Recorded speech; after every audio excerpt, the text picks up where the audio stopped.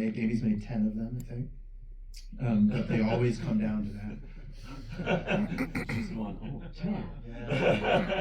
Here we go again. Yeah, but making 10 of them and having them top each other. Well, I hope they don't have to top each other. I hope that they exist on their own as films. You know, it's hard to do when you have a lot of pressure to beat yourself. But you can't look at it that way because that's death. It's interesting. Yeah. They have to be distinct, you know? And they have to start with, like, I think it was Chris's idea early on in the screenwriting process. What if Gwen got invited to a party and Miles didn't? And like, could we make a whole movie about that? Or what if your life depended on doing things differently than had ever been done before? Those are like emotional ideas. That's what animates these pictures. Yeah. I think that's what makes movies great, is they're just really simple ideas that are really easy to relate to, that you understand, and all the other stuff is on top of it. You know, because everyone relates to being left out. Who hasn't had that feeling? And most of when we were working together, it starts with a question. The first movie was, what's the difference between a kid who thrives and a kid who doesn't? Mm-hmm. And this movie was, what happens now that you've successfully raised that kid? What happens when they want to leave home? Yeah. Can you guys talk about bringing the visual look of this to fruition, because it does keep taking risk and keeps going back to actually the style of not just some of the comic books style here, genuinely, which we haven't seen.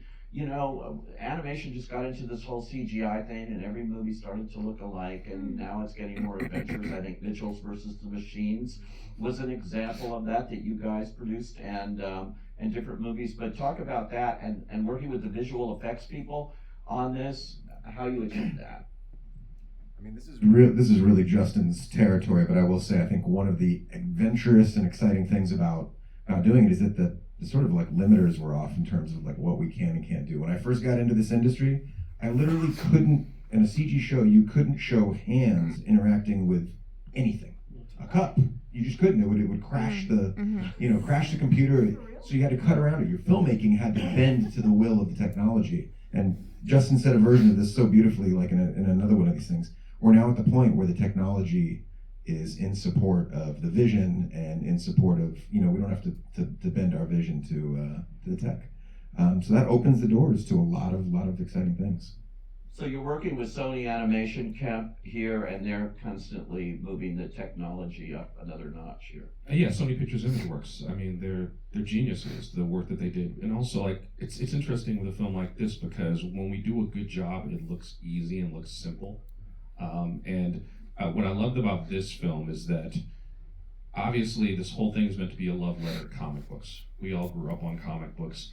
But comic books are an interesting industry, right? Because now comic books are movies. And a lot of the artists who created these characters, they are not really a part of the film. And one of the things I think excited all of us was we actually invited in and hired as consultants a lot of the artists whose styles we needed our animation team to replicate. So our animators were actually guided by people like Rick Leonardi, who came on board, Brian Stelfreeze, Bill Sienkiewicz, like all the artists that we grew up loving actually became a part of this movie, which as fanboys, we all got to like geek out a little bit.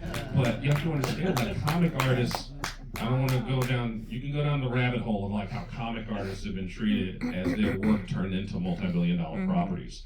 But it was really great to actually make this film with the community that initially inspired all of this, especially visually from an artist standpoint. That felt pretty special. Yeah, you certainly haven't forgotten them from where it came. And there's quite a bit of back and forth between the animation business and print comics. In fact, a woman who was a story intern on Cloudy, a woman named Nyla Magruder, started. She's a great story artist. She created a comic book character called Spider Bite, Margot Kess. We thought that character was awesome, put her in the movie, and brought Nyla on to consult. And it was like a great full circle moment where our the film industry and the comics industry are really, driven by the same community of artists. Wow, that's a very cool thing to do. That's right.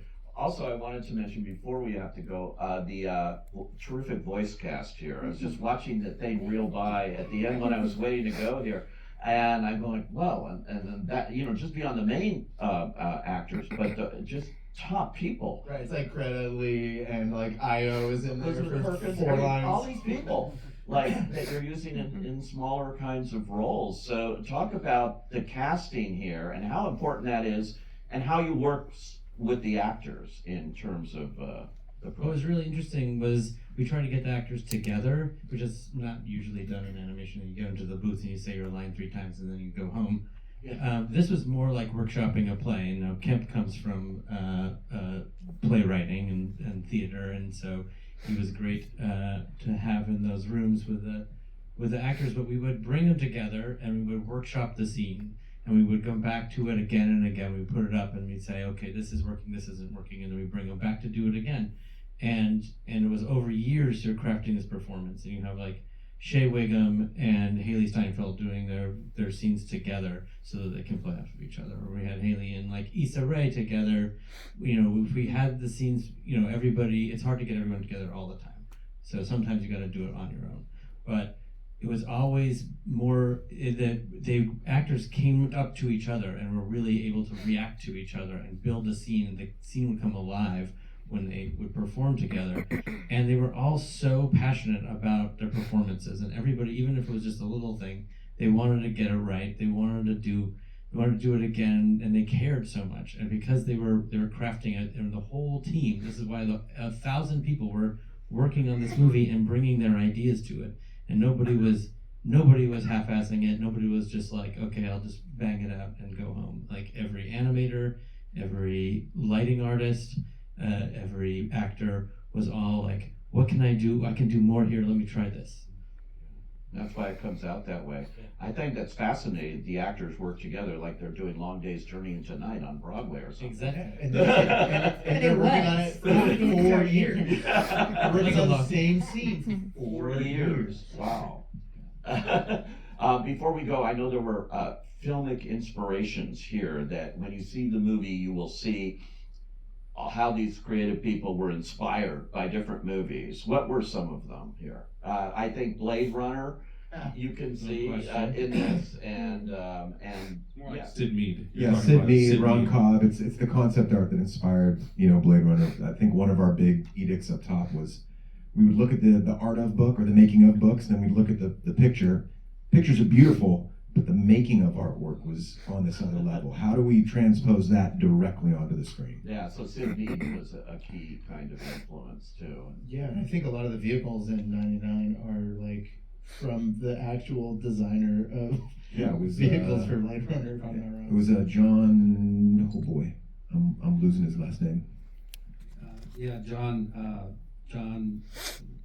Well, you're gonna kill us. John, he's a wonderful man, John is. But he worked on Back to the Future 2, Jurassic Park, all the stuff that's super iconic from those franchises. That sort of optimistic future retro stylings sort of went into the world building. Very cool. But also like the avant-garde Brazilian architect that like inspired those buildings. When you go to Mumbattan, right, that's all based on these Indrojal comics that Justin hipped us to, that have their own different printing style and their own ink formulas. Like literally the chemistry is different, and they're made so rapidly. They had like a kind of tooth and a character, but we were trying to make it as authentic to India as we could. Yeah, but but it's important to say though, I was hip to those Indrojal comics by members of our crew. And that's really the secret of this film, is we had like a bunch of Indian animators and artists who worked on our crew. Rohini is, a woman named Rohini is one of our animation soups, and her team were like, hey, since you guys are doing India, we grew up with these comics, and they sent them to me. They actually sent me these comics that I cherish and I have in my office now, that really became the basis of the style. And when we constantly opened it up to the crew, we found that there were people who had stories and love affairs and emotional connections to some of this material that we asked them, please inform us. And when we did that, everything got better and got more connected to source material every time.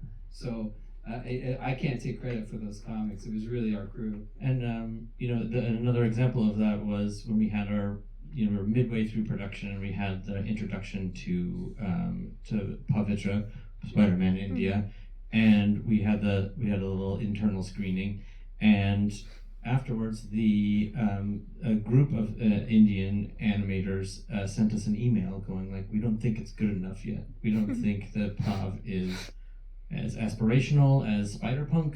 We don't think that's as specific as it needs to be, and we're in the middle of production, and so the easy thing to do would be like, it's fine, we'll make it good, it'll be fine. Also, they had worked so hard on it. Like, it was already incredible. They had worked hard. I just wanted to change it. So you kind of want to go like, man, Yeah. you really want to get back under the hood. But it really meant something to them. Yeah, so we were like, okay, but we were like, okay, we had a Zoom with everybody to hear what their hopes and dreams were for the scene, and we realized that we needed to redo it. So we got together a writers' roundtable of Indian and Indian American writers. We did a day of brainstorming of like, what would it be like to be a real like Mombatan teen, and what are the specific things, what are like the actually culturally specific things that we could do and say, and how can we make them cooler and more aspirational, and a bunch of amazing ideas. We went back and rewrote the scene in like a day, and then went back into like storyboards, and then it was up.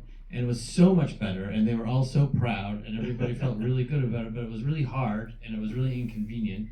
But it ended up being a thing that like felt true and specific because we actually had a crew of people from all over the world that could tell us when we were doing it wrong. Movies are inconvenient. Right? You don't walk out of a picture and go like, man, that movie seemed like the production was so smooth. That's what actually birthed chai tea. That's right. Chai tea came from that brainstorming session. And the thing about the hair, coconut oil and prayer, like I just remember sitting in the room and people just saying, why do you guys say chai tea and non-bread? That is so stupid. It's like, well, that's going in the movie. Well, it takes a village. We cannot wait for Beyond, and I know you're going to tell us everything that's going to happen in that. Yeah. We look forward to that, and thank you all for coming out. Congratulations. Thank you. Thank you. If they validate your parking. Oh, yeah. Thank you. Validate your parking.